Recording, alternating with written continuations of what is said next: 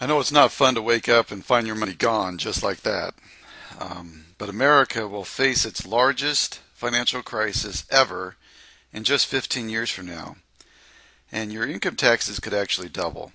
I want to show you why and introduce how you can keep your money. Should increase, so we see an increase in income tax. In 15 years, our nation will only have 2.2 workers per retiree.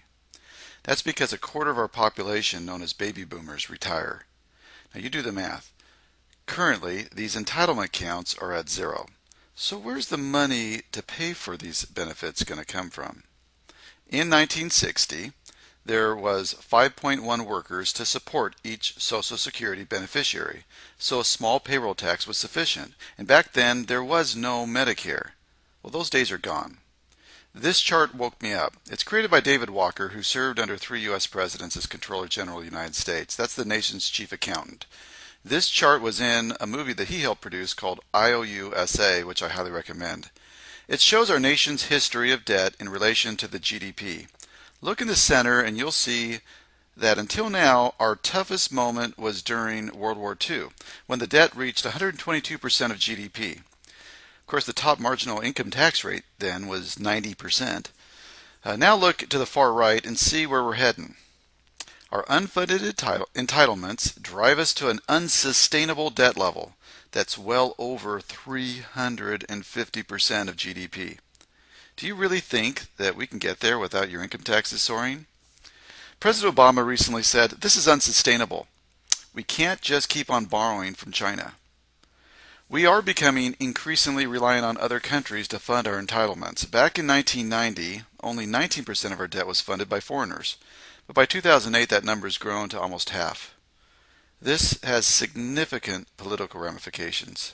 The question is, will China and others fund our debt? And the other question is, can they? Can they fund that much debt? Some think that our primary problem is defense spending. As high as it is, defense spending is down as a percentage of total federal spending from 46% in 1968 to 21% in 2008.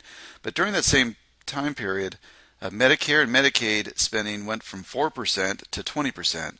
Social Security grew from 13% to 21%. It's just going to get worse, a lot worse. You should have been warned about this long before the last market decline by your advisor. The message couldn't be clearer. Back in 2001, the President's Commission to Strengthen Social Security stated the current system is financially unsustainable. And without reform, the promise of Social Security to future retirees cannot be met without eventual resort to cut benefits, tax increases, or massive borrowing. The time to act is now. Now that was back in 2001. Then in 2003, David Walker told the Senate that Social Security, Medicare, and Medicaid represent an unsustainable burden on future generations. That same year, the U.S. Office of Management and Budget stated that these long-run budget projections show clearly that the budget is on an unsustainable path. And as the baby boomers reach retirement age, deficits would drive debt to levels several times the size of GDP.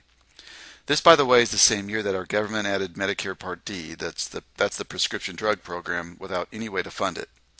In 2004, Alan Greenspan, as the Federal Reserve Chairman, said to Congress that this dramatic demographic change is certain to place enormous demands on the nation's resources, demands we will almost surely be unable to meet unless action is taken.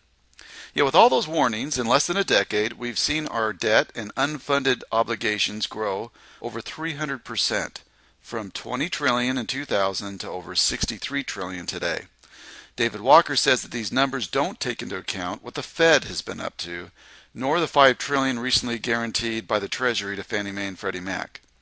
So he sees that our taxes could actually double in the next 20 years. Double. What tax rate will you have to pay in retirement? Are you still excited about qualified plans? Instead of trying to minimize your taxes today, perhaps you should consider minimizing your income tax during retirement. Time wrote, "Why it's time to retire the 401k." I'd like to add another reason in addition to the fact that your retirement money is exposed to market risk. When you delay paying taxes today, what you're really doing is procrastinating paying a tax. You run the risk of paying a much higher tax in retirement for the reasons I've stated. And most or all of your deductions, like house payments and kids in the house, they're usually gone when you retire.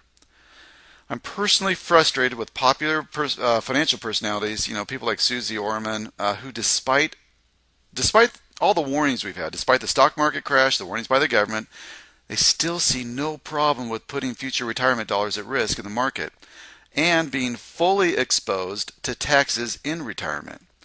This money, of course, is also fully exposed to estate taxes at death. When you die, your money is divided into two piles.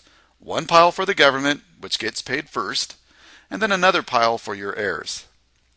Here's an exception to the rule: life insurance. The death benefit gets passed to the beneficiary tax-free. Some types of permanent life insurance products provide the ability to build cash value which grows tax-deferred, and when managed correctly, you can pull money out tax-free. This is just an introduction to a solution. More discussion and disclosures are necessary since you can also incur a tax if you manage it incorrectly, and you should consult with your qualified tax professional. But don't miss the point. When managed correctly under current tax law, the money you put into life insurance policy has left the American tax system. Even more impressive, it can be kept out of that system from generation to generation by teaching your heirs to use the death benefit to pay for their premiums for life insurance, and when repeated generationally, it can grow perpetually outside of the American tax system. What I just explained is how you can create, keep, and pass along multi-generational wealth using life insurance, a strategy employed by the ultra-wealthy, but applicable now to any family that wants to protect their wallet from the next financial crisis.